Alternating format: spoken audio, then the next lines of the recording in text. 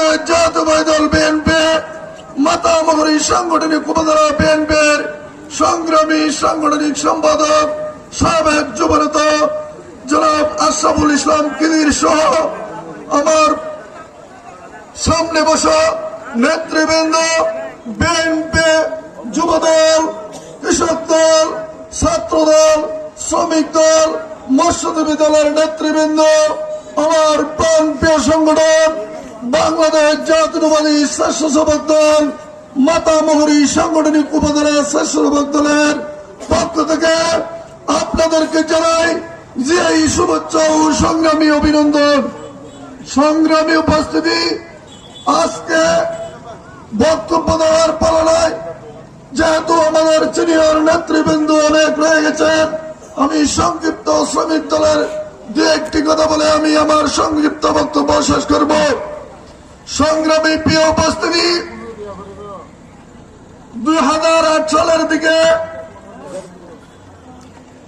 আমাদের প্রাণপ্রিয় নেতা শহীদ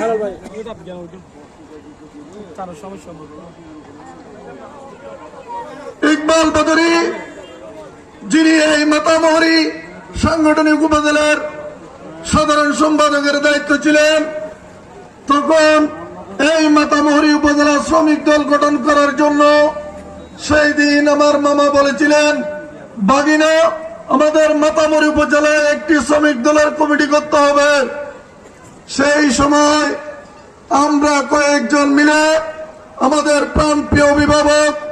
জনাব জামিল ইব্রাহিমের বাসায় গিয়ে পরামর্শ করে সেই দিন থেকে এই শ্রমিক দলের গঠন করার জন্য প্রত্যেকটা ইউনিয়নে শ্রমিক দলের কয়েকজন করে নাম নিয়ে একটি তালিকা তৈরি করা হয়েছিল। সেই শ্রমিক দলের তালিকা নিয়ে আমাদের প্রাণপ্রিয় অভিভাবক আলহাজ জামিল ইব্রাহিম চৌধুরীর নির্দেশনায় এই আজকে যিনি এই মঞ্চে সভাপতিত্ব